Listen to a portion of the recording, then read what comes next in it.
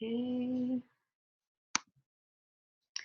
Okay, well, hello everyone and welcome. I'm delighted that you're able to join us today for our webinar series, the first in the spring of 2017.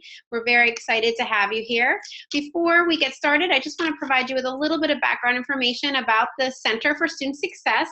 As many of you know, our mission is to work with all of the 19 community colleges to help increase both the successful experiences and also the outcomes for our student population. And we do that in a variety of ways by engaging and collaborating, faculty, staff, administrators from across the 19 community colleges, providing data to make sure that we're making good evidence-based decisions, and to work together to advocate and develop policies that make sense for our students. We are using a guided pathways framework, and in order to do that, we're looking at many different areas. So first, we want to make sure that we're creating paths that make sense for our students, that are clearly articulated, and they kind of get them on the road to success. Next, we want to make sure that students are experiencing high levels of learning, so we want to focus on professional development, and that's where this series comes into play. And then, of course, we also have to help students navigate the path. So we have to help students figure out which path to enter and how to best stay on that path. So I'm going to turn it over to my colleague, Dr. Teresa Capra, who's going to introduce our presenter for the day. So I'm going to turn it over to you, Teresa. Sure thing. Hi, everyone. I'm Teresa Capra from Mercer County Community College, and I am thrilled to introduce my colleague and my chairperson, Dr. Heather Jennings. Just to give you a little background, I recommended Heather for this webinar because she has conducted research on community college students and predictors of their academic achievement. And this is important research that ties into guided pathways and, of course, trickles down to everyday teaching and learning. So I am confident that what Heather has to share today is important and valuable for all of us. So please welcome Dr. Heather Jennings, psychology professor and researcher. Thank you. Hello, everybody. Thank you, Teresa, for such a sweet introduction. Thanks so much for joining us today. I'm so excited to be able to talk to you about my research that was conducted a few years ago at Mercer County Community College, where I teach. And what I looked at was predictors of academic success among students who are in remedial education. The reason I started this research is because we are interested in understanding why we have such an increase in the number of students who are in need of academic remediation every year. So for the longest time, we thought it was a community college phenomenon, but what we know is nationwide students are in need of remediation, whether they're at the 2-year or the 4-year level. So every year we look and we see that the rate of incoming college students who need these services are steadily rising, which is problematic for us. What we know is somewhere between 41 to 50% of college students in community college require some degree of remediation. So understanding this problem, it's very important to recognize that when you look at the number of students who are in need of remediation, we see that about 44% of first-time community college students are in the need somewhere between 1 and 3 developmental courses during their career.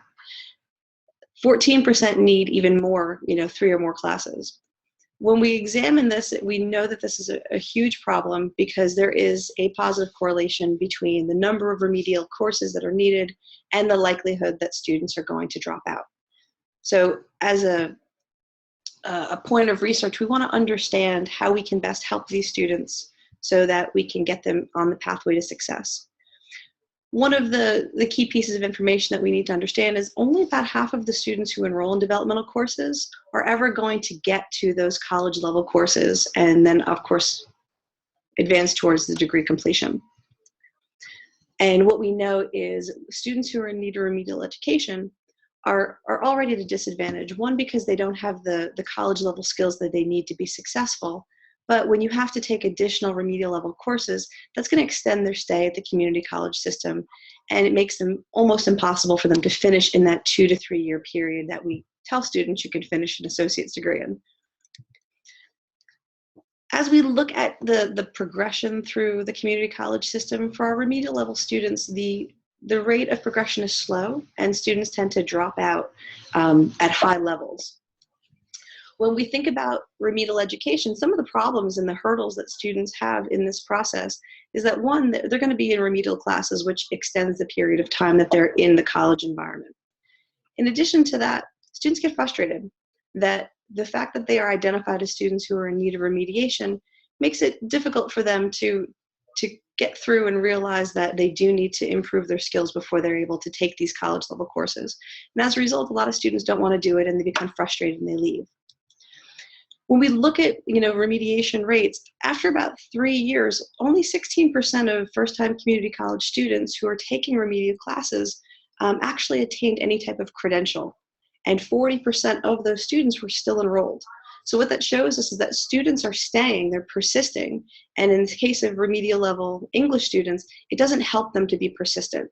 What they wind up doing is staying for long lengths of time and leaving without a degree.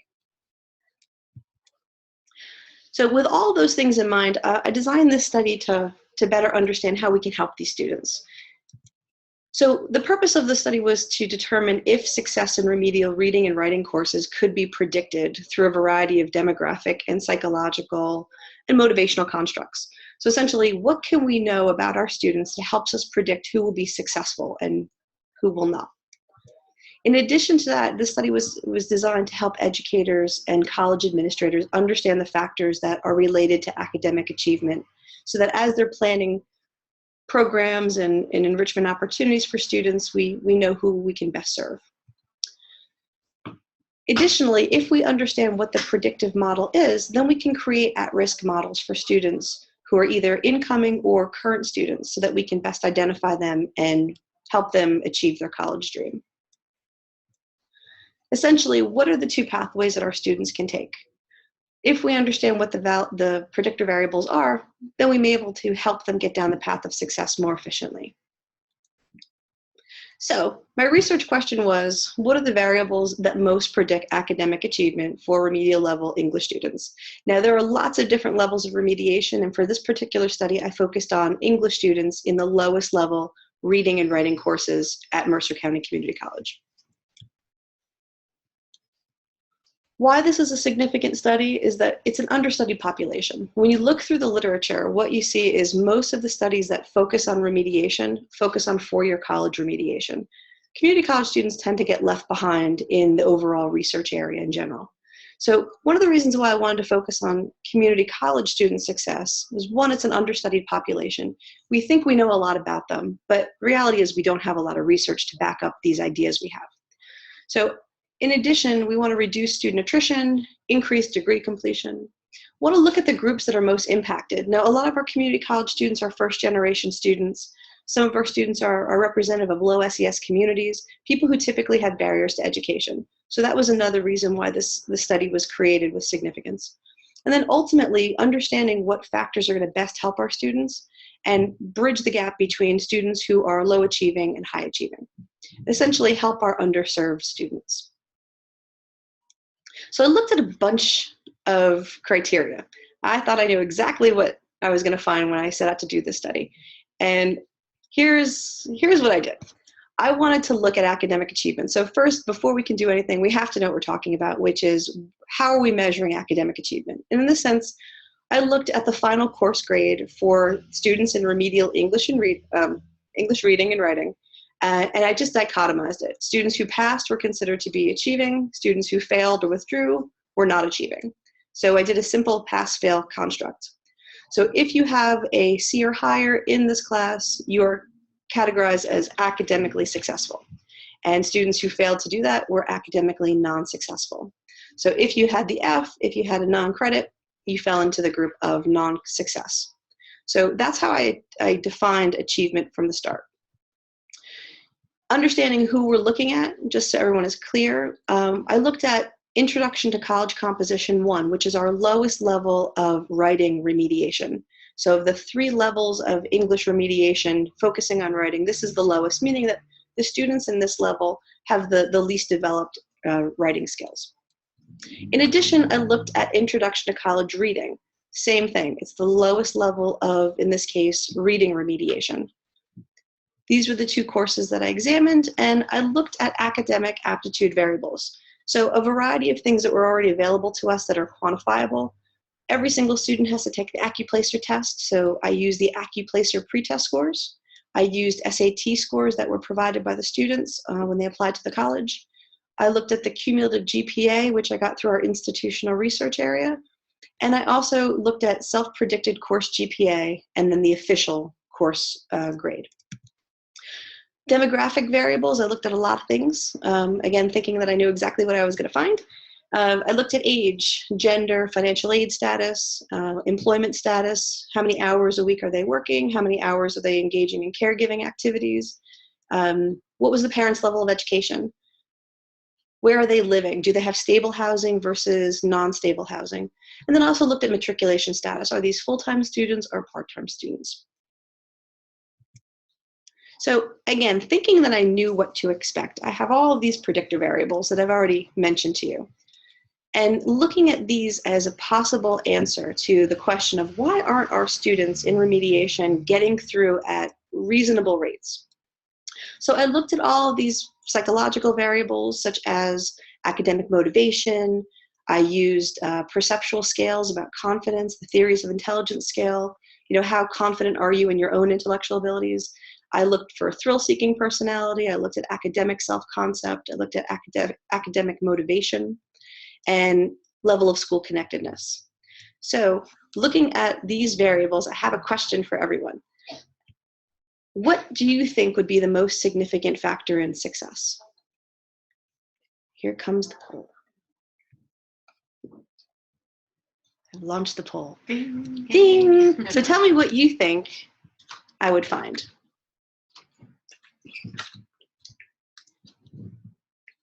Nobody's voted yet. It's in progress.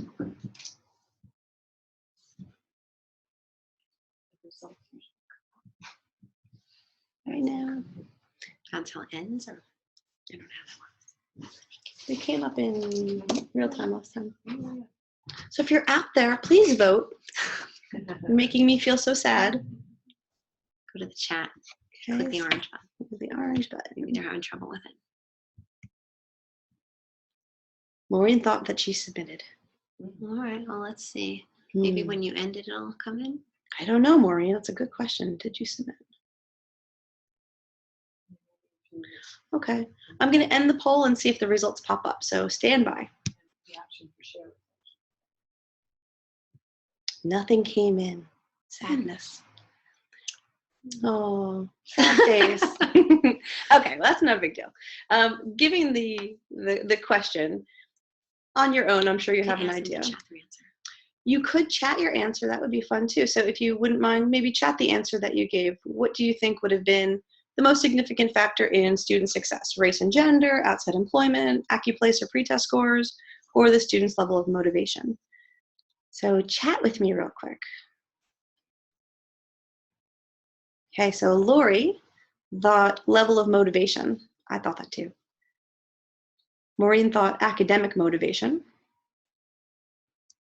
Anybody else want to weigh in?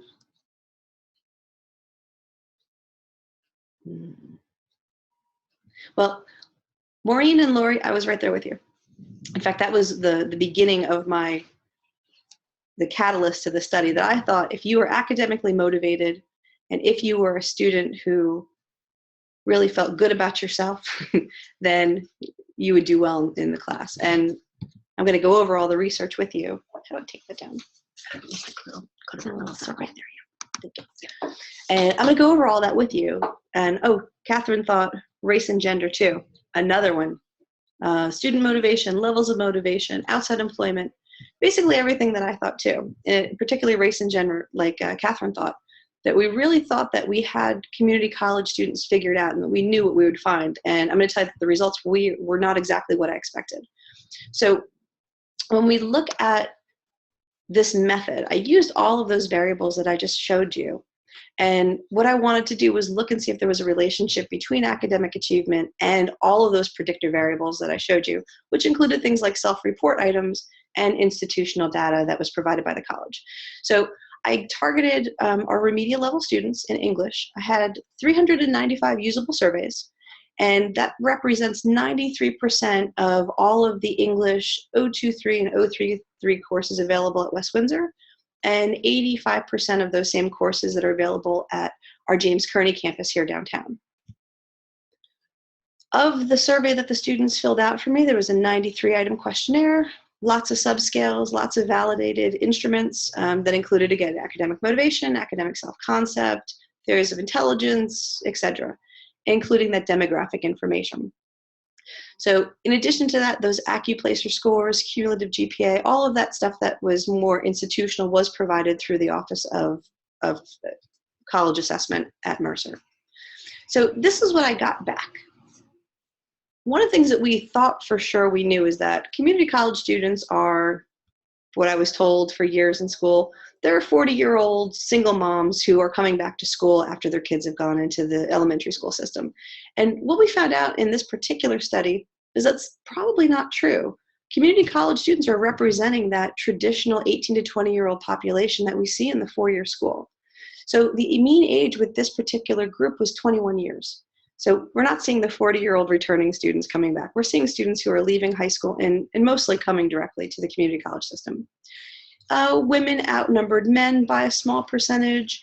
Most of the students were not married. So again, debunking this idea that you've got these old married people coming back to school, which is really not true. 94% were non-married or single status. We also thought that these community college students, they're working, full-time jobs, and they're squeezing in classes where they can. That also did not pan out in this particular study, where 63% of the students surveyed worked 20 hours a week or less. 80% did less than 20 hours a week of what we would consider to be caregiving activities, taking care of a loved one, having childcare issues. 68% were registered as full-time students. And 80% of my sample were minority students, which is very significant. 87% were in their first semester of college. 73% were receiving financial aid, which is used as an indicator of SES status. And 83% of the students in the study spent less than 10 hours a week on campus outside of class, which was interesting. Overall, 54% of the students surveyed were successful in ENG023. And 69% were successful in ENG033.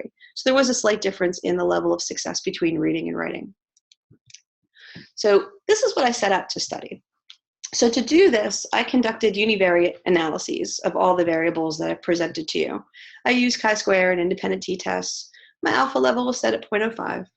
And then once I did the univariate analysis, I moved into a multivariate analysis. So I looked at the most likely factors for this particular study by using a binary logistic regression. I did this independently for each of the courses that were examined, and I'm going to present those results to you independently as well. And please, if you have questions as I'm talking, please feel free to jump in and ask a question. So this is what I found, and this goes back to your poll. What do you think is going to be significant? So when we just look at the ENG023, which is remedial writing, so the lowest level of writing ability, what I found was parental level of education was the only demographic variable that was significant. Specifically, father's level of education was the only one that popped up as a possible variable to predict academic success. I did a chi-square analysis, and what I found was that students whose fathers had a college education more typically passed this level of the course than students whose father did not complete college.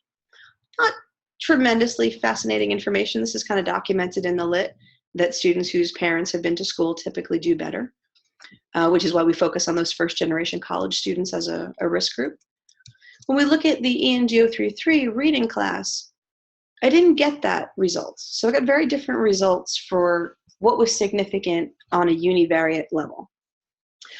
What I found with the reading course is that the chi-square showed that Caucasian, Hispanic, and students who fell into other category were passing at a higher rate than African American students. So what this initially showed is that there was a difference in overall levels of success, and race was a factor. Additionally, students who did not receive financial aid passed this class at a higher rate than those who did. Again, financial aid being a measure of SES status, which is consistent with research that students who typically have less access could be from low SES areas. And then lastly, stable housing was a factor that was significant. Students who have stable housing pass at higher rates than students who didn't. And that all makes sense. That makes a lot of sense. But when we look at the overall factors, they didn't wash out. They didn't stay the course in this particular study. So as you can see, this is just the academic aptitude variables. So in the demographic variables, we had some differences between courses. And then what are the significant academic variables that could predict success? And this is mostly that institutional information. And what came through was anticipated course grade, meaning students who predicted their own success tended to be more successful in the course. Cumulative GPA obviously came through. And then the AccuPlacer test is broken up into 3 categories, and all 3 came back with significant differences. The pretest for sentence, pretest for writing, and pretest for reading all came back as academic aptitude variables, meaning that these are things that potentially are going to predict success. When you look at the writing course, only 2 of those variables came through. So students who are in remedial writing only had significant variables linked to cumulative GPA and how they did on their AccuPlacer pre-reading test, nothing else. That in itself was surprising. What we knew is that people who are successful in English remediation typically are going to have higher academic variables, as was seen. But we did expect more to come through than just those 2. Then we turn to psychological factors. So I'm a psychologist, right? We want to know what the psychological factors, what are the cognitive factors that are going to impact student success? And there's that laundry list of academic motivation, academic efficacy, theories of intelligence, all of these wonderful things that I thought for sure would be significant. Reality was they weren't for students in writing courses. Only 2 of those psychological variables came through as significant. One was motivation. So specifically, external motivation, which falls into the category of external regulation, and self-doubt. Those are the only 2 things that came through as significant, which basically means students who were successful tended to display motivation that was related to an external factor. So students who were more likely to be successful did it to either to avoid a punishment or to gain some type of external reward. Students who were successful also displayed lower levels of self-doubt. When we turn to the reading courses, a lot more variables, as you can clearly see. So external regulation was still a factor, self-doubt was still a good factor, but then we had all these additional ones like performance concerns. Students who had levels of school engagement, that was a factor. And then the academic self-concept scale for English was a factor in this particular class. So now we have all these factors. We want to know which one is significant. So this is where we get into the binary logistic regression. So I take all of those significant demographic, achievement variables, and psychological predictors, and I look specifically to see which ones are going to be the most important. So father's level of education, the pretest AccuPlacer scores for reading, external regulation again, and self-doubt. So for students who are currently in writing remediation, those were the only 4 variables out of that whole laundry list that I showed you earlier that came back as significant. So now the question is, of these 4, which is the most significant? Can we whittle these down to the biggest predictor of success? And as you can see, the only one that was significant was the pretest in the AccuPlacer. So father's level of education, academic motivation, issues related to self-doubt, those all washed out. And the only significant predictor of academic success was the AccuPlacer prescore, which was surprising, but very, very useful later on. When we look at the reading courses, students had a variety of factors that were significant. Now, which are the ones that are going to be most significant? For students who are in the reading remediation courses, school engagement popped up. but not in the way that you might think. Students who were actually less engaged on the campus tended to do better than students who spent more time on campus. Self-doubt was also significant, anticipated GPA, once again, that AccuPlacer pretest for reading, and race. So of those variables, everything else washed out except for those 5. So basically, what does this mean about our students? What I found is that students who were academically successful in reading tended to have lower levels of self-doubt. So they were more confident about their ability to perform well in the class. Those same students also predicted higher final grades. And there's very little research that I found for community college students, but the little bit of research I could find actually shows that students are the best predictors of their final grade, and that's been documented. But those students who had lower self-doubt also predicted higher grades, which makes sense. These students had lower levels of school engagement. So one idea that I had was that, if you're connected to the campus, if you're involved in community and you're all over the place and you make the campus your home, you're going to do better because you're more connected. And that actually was not true at all. Students who spent more time on campus had lower rates of passing. So students who did well didn't spend as much time on campus. These students also scored higher on the AccuPlacer test, meaning that they came to the table either slightly better prepared than their counterparts or more prepared to take the AccuPlacer test itself. Lastly, there was a difference in race. So students who did not identify as African American also tended to do better. I have a question. So, did you get this? I'm reading Annette's question. I'm sorry, Annette, I did not get anything else from you.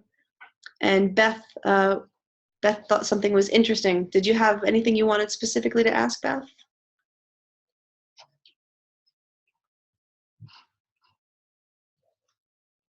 Student engagement. Yeah, I thought for sure students who were on campus would be absolutely more successful. So Beth also thinks that students who are online, and I want to interpret your question wrong. They must be connected to the faculty, but not necessarily other students. I think there's a lot of validity to that. But do well. Students who find more time to meet with faculty absolutely do better. And we know that as a fact. It stresses the importance of faculty presence on campus, that when their students are on campus with other students and they're kind of hanging out or they're having more social experiences, we know that that doesn't hurt them necessarily, but that doesn't help them become better students. If students are connected with faculty members, both online and face-to-face, absolutely, there's a lot of literature that supports that idea that it's a great opportunity for them to learn other things in addition to what happens in the classroom. Thank you for that, Beth.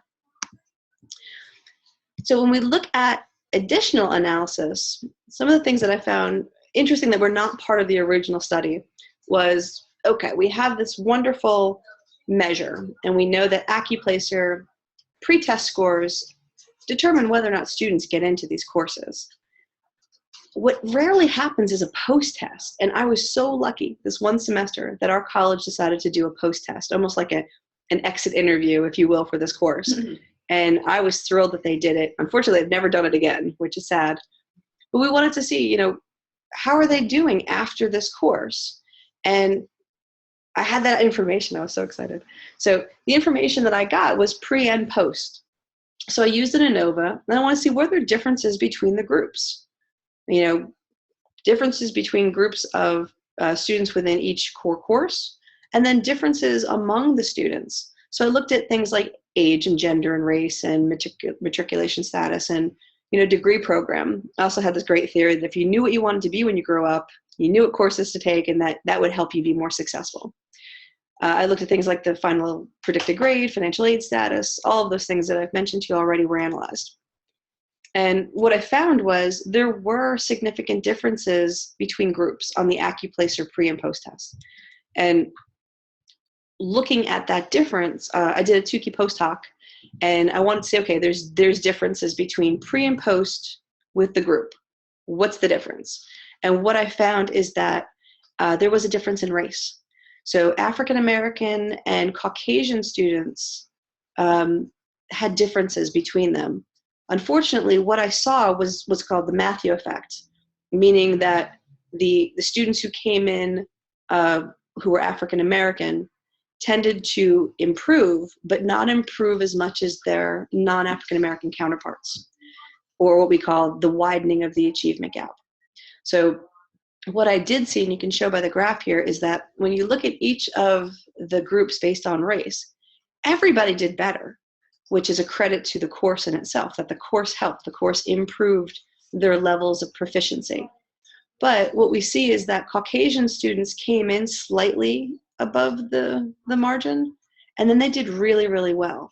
And we don't see that type of depth with the other racial groups. So that in itself, was troubling, because we see this through literature, that is a problem that exists and continues to exist for our minority students. So that was something of just additional analysis that was worth mentioning. Another thing that I did was I took the academic self-concept scale that I used, which was specific for students in English, and I wanted to see if there were any differences. And independent samples t-test confirmed that there were differences on the academic self-concept scale, and again with race. And this is interesting because this is something I think you could do an entire study off of just this one particular measure. That in terms of race, students who identified as African American had higher scores for peer evaluation. Meaning, when you ask them, how do you think your peers would rank your abilities in this class? They tended to overestimate their own abilities, which was really interesting. So they believed that their peers would rate them as more proficient than what they really did. So it might help us understand, and as an instructor, I see this constantly, where students sometimes don't know what they don't know. And unfortunately, this research showed that in this particular area, in this particular study, that these particular students who are of African American race overestimate their academic abilities. They believe that they have skills that probably are not being presented in a way that reflects in their grade. And they think that other people also think that that's true, which is problematic in kind of from a metacognitive perspective, helping them understand, where they truly are. A question? I hit the wrong button. Stand by. Okay.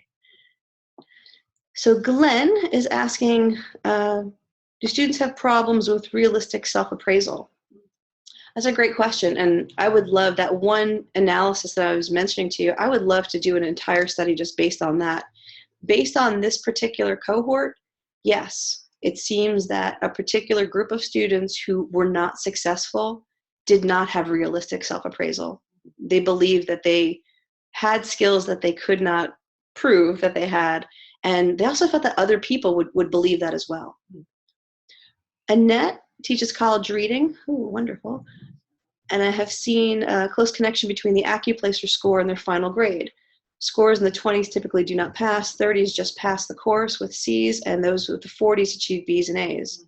Absolutely, and I was mentioning this to my colleague, Dr. Capper, earlier, that when I started this study, I went to get buy-in from my English faculty colleagues to say, please let me come to your class and do this research.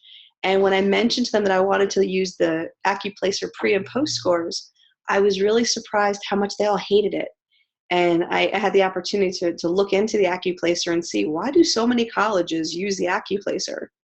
It's really more important than the SAT.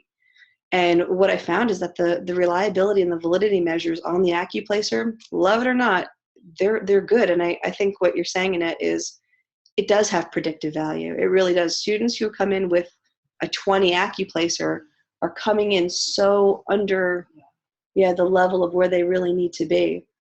That is it 100% predictive? No, but I think overall I would agree 100% with Annette. It's an important measure. I would love if all colleges did a pre and post. That way we would just have more information. So looking at this particular measure, what this suggests is that there are ethnic differences that potentially exist in terms of academic self-concept. How positive other people evaluate you, and then how you as a student realistically evaluate your own abilities. I thought that was really interesting.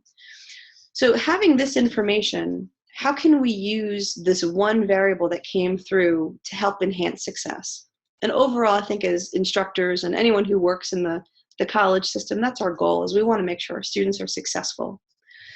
So one thing that I think we have to recognize is that if AccuPlacer is the only measure coming through with really good predictive validity, we need to have opportunities for students to succeed at this assessment. What's really common is students come in, they decide they're going to community college, they roll in one day and they take the AccuPlacer cold. And then they realize, oh wow, I'm in 4 levels of remediation. I don't understand how that happened. So one problem that we know exists is if you are a student in high school, you are told SAT prep from the moment that you walk in freshman year to the minute that you graduate, SAT. Nobody preps students for AccuPlacer. In fact, most students don't know what the AccuPlacer even is. 62% of national community colleges use this as the only criteria to determine remedial placement. That's huge. So what we know about AccuPlacer is while the SAT may keep you out of college, the AccuPlacer will keep you from advancing in college. So the AccuPlacer, in my opinion, has a lot more weight than even the SAT does. So we know that students come in often completely unprepared for what the AccuPlacer will mean for them. It's not just a test that they're going to take today. It's a test that will determine their pathway through the community college system or the 4-year college system. And because of it, they come in unprepared. So for a lot of students, those students who maybe were in that 40 or 50 that Annette brought up, who squeak by and they do okay in the course, if they were given some type of prep, they may have tested out of it to begin with, and they can move through their college level courses better. 75% of students report that they did not understand the significance of the AccuPlacer. And I have students that come to me every single semester and they don't understand why it says no credit next to these courses that they took, or they come in freaked out saying, these courses can't be used for graduation. I don't understand. I took the course, I paid for the course, I passed the course. And then I have to be the one to tell them, you did, and that's wonderful, but these are not college level courses. So students are also not fully informed on how important this test is and what remedial education will mean to their ultimate pathway of degree completion. So knowing that this is a fact, we want to make sure that students not only are fully informed on the importance of the test, but that we have resources available to the students so that we can prep them appropriately for these tests. And I know a lot of high schools have mentioned that they're doing community outreach and they want to make sure that the high schools are preparing the students for the importance of this test, but it seems like we can do better work in that area. I think most people tend to look at remedial education as a simple dichotomy, meaning you're either in need of remediation or you're college ready. And I think anybody who is taught for more than one semester will know that that's really not true, that we need to also approach remedial education like a spectrum. The pretest scores are a good measure of what level of support these students are going to need through that pathway to college success. So, for example, we may be able to use the pretest scores as a way of identifying the students who are at risk. For example, if you're a student who scored a 60, or I'm sorry, below 60, we might want to enroll them into what's considered to be a safeguard approach, that they take the remedial course and then they also get additional resources outside of that course to ensure success. I have a question. Glenn provided me with a resource for student success AccuPlacer preparation. It looks like it came from you maybe. And JCCC, is it you? Well, there's a site on the website that has all of the information. Yeah. Glenn, where were you 5 years ago when I needed that? Thank you. And I know that it's out there. I think the big question is it getting past people like us? Is it getting past the people who don't have to take the test? And is it getting to the students who really need it? So with that in mind, let's assume that you were even prepped for this AccuPlacer test and now you're scoring 60 or below. Can we get you something to provide you additional resources so that you can get through this course in a quick shot? Another question, is this Glenn again? Glenn was at the State of Higher Ed office for five years ago. Glenn, I should have called you. Glenn's flirting with me now. So one idea is if you are a student who scored below a 60, you need the remediation, but maybe we also need to give you something in addition to it. Maybe we need a cutoff, and I know a lot of schools are starting to do this. If you scored 61 or above, well, then maybe you can get into college level English, like an English 101, but we're going to give you additional services such as tutoring or advising or mentoring so that we make sure that that little bit of gap you may have going into that college level course is made up for with additional resources. In addition to that, academic coaching, first year seminars, the freshman seminars, student success seminars, test prep advisement, all of these things could be put into the curriculum for students who scored on the lowest levels of the placement test. So one idea is if we have one really standardized, really predictable variable, maybe we need to use it like a monitoring system and provide students who scored low on that more resources. Which leads me to this idea of early detection. So where I went to school for my PhD, I was at Temple, and all I heard for the million years that I was at Temple was, Temple has a special algorithm. It's a secret, and no one's allowed to know what it is. And that algorithm takes all of these variables, these predictor variables, and identifies the students who are most at risk for not student success, what's the opposite? Student failure, let's call it that way, or at risk students who are not going to perform at the same level. And what they do is they capture those students from day one, and they give them services that are going to help them maintain student success. So I suggest using something like the AccuPlacer pretest scores as an early detection system. So we can identify students who are at risk before we wind up having to find out why they dropped out. So if we use some of these things, we can identify the students and provide them with more intensive and comprehensive services. Intrusive advising has become very popular since I did this research, and it's great to see so many students are getting more what's called intrusive advising, where it's more in-your-face advising, it's more follow-up, it's more time that advisors are giving to students who are already identified as at risk. By doing that, they're increasing the chances of student success by giving them this additional support. Things that exist outside of the classroom are just as important as the content that we're trying to teach them in the classroom. So intrusive advising is one suggestion to make sure that students who are already identified as at risk are just getting that additional help. What we know why that's important is because research has shown us that things like intrusive advising and more kind of in-your-face, we are with you type advising has increased retention, has increased the number of credit hours completed. We see an improvement in study skills, time management strategies. They're coming to class, which is lovely. And overall, we're seeing an increase in GPA and graduation rates, which I think is everyone's goal. And that was my research. I don't even know what time it is. 3:45. Oh, I did that in 45 minutes. Nice. So I think we can unmute them, right? Can't we? Do you want to do it live or do you want to chat? I'm happy to do live. So at this point, I would love to take your questions. Christine, I'll take over for a minute. I'm just going to try to see if I can. No, there should just be a way. Hang on a second. I'm just going to try to see if I can unmute people. I think I can. I'm hoping I can. I don't know if you can with the participants. You'd have to kind of like promote each one to. Look, audio options. No. All right, well, we'll go with chat. Yeah. All right, we're going to go with chat. I thought that there was, but there's meetings and webinars, and I think the webinar feature doesn't give that to you. So we'll go ahead and open up the lines for chat questions for Heather. So I'm going to put her back on the screen. There you go. And we'll see if anyone pops up with chat questions. Please ask a question. You can actually open up the box if you want.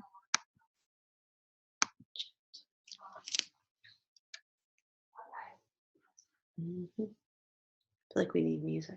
Yeah, it always takes a little long for them to type, you know. So you gotta be patient. I will patiently wait for your questions. Do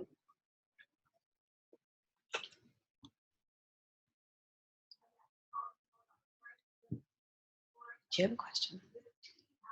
Well, actually, I could just jump in and say, I'll go ahead and, so first of all, this was really very informative. I really appreciate everything that you just shared with us. It's great to see scholarship at work, you know, at the community college level, so I love that.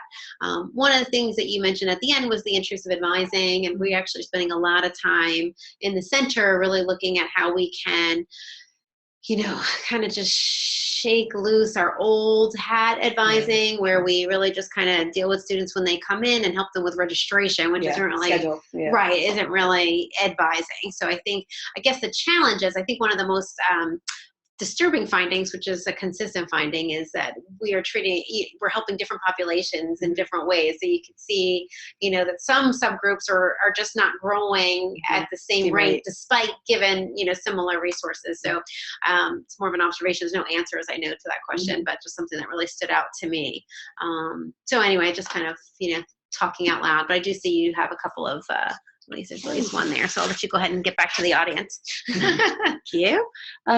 So Glenn, have you been able to share your research with the counseling and advisement staffs at the college?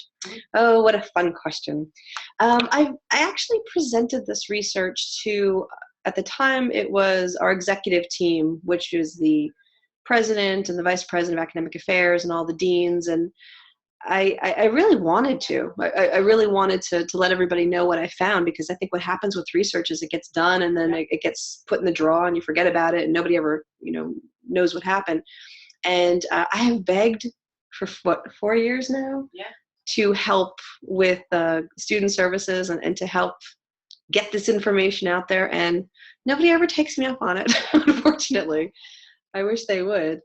But I know that indirectly, a lot of our student services staff have maybe not directly taken my research and looked at, I mean, how rare is it that you have 400 of our students at our college that were actually, you know, studied? Yeah. Very unusual. But indirectly, some information has come through, like they've started using success coaches and similar to that intrusive advising model to help our students be more successful. But no, they don't want me to help, Glenn, unfortunately. But I keep trying. I keep talking about intrusive advising and keep poking them. That's why you're here today. That's right.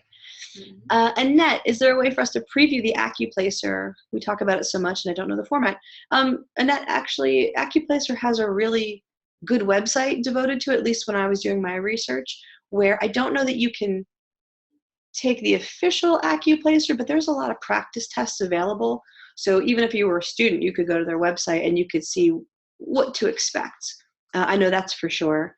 And I think you're right. We talk about it all the time and nobody ever really shows us what it looks like. Michael wants to know, has your research indicated why colleges do not utilize AccuPlacer post-testing? No. Being around as long as I have now, I think the simple answer is money, that you have to pay to have that test administered for the second time. So if you're a student and you took the test and you didn't do well and you want to retake it, they charge that student. So I think the simple answer, unfortunately, is budget, that they don't want to pay to have the test done again. If there was just no limitations like money, I'm sure most colleges would do it. But unfortunately, that's the reality, I think.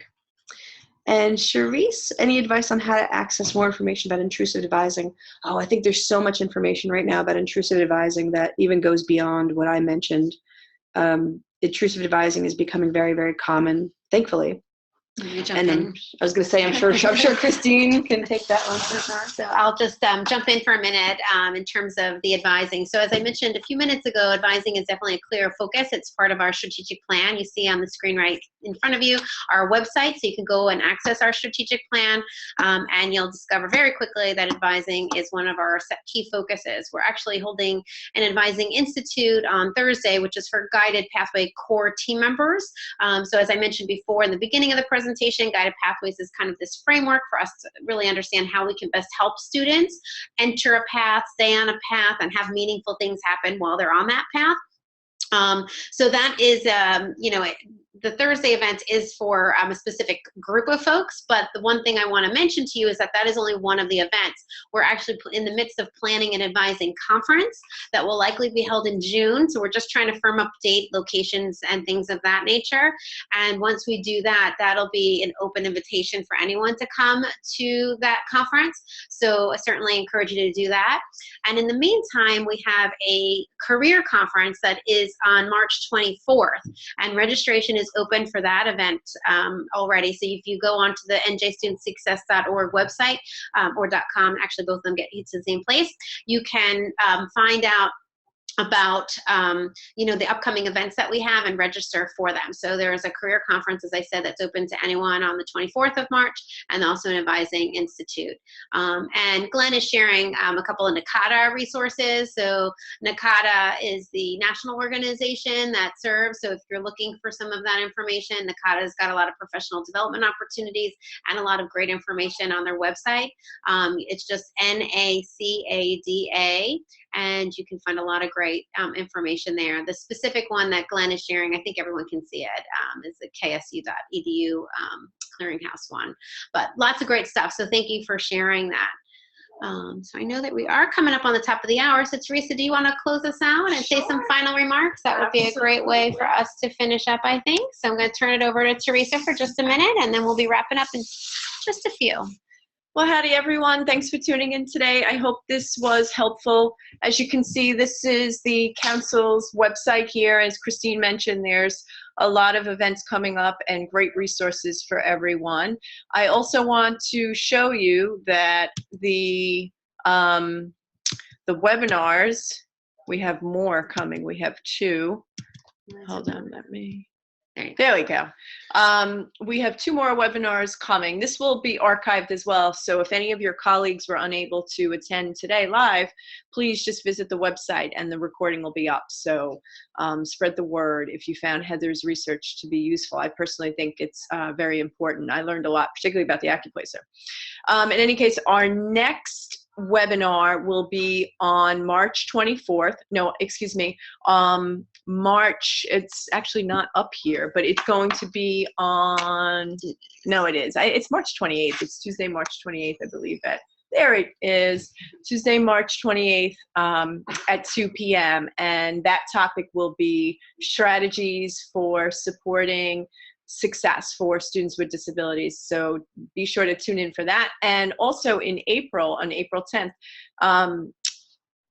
Professor, I don't know if he's doctor yet, that's why I hesitated, but Professor Fidel Wilson, who is working on his dissertation, he might be finished. If you're out there, Fidel, sending you positive vibes for your defense. He will be sharing with us faculty-student interactions with students of color. And I've seen Fidel present before. He presented at the Engaging Learners Conference, which I coordinate at Mercer. It's fantastic, it's wonderful, it's outstanding research that is paramount and timely. So please do mark your calendar for April 10th and March 28th. It's been my pleasure facilitating, helping facilitate this webinar. And I look forward to seeing everyone again, March 28th and April 10th. And thank you and have a wonderful, fantabulous week. Signing out. All right, thanks everyone. Take care. We're going to stop the webinar now. Oh, I took your charger. Oh,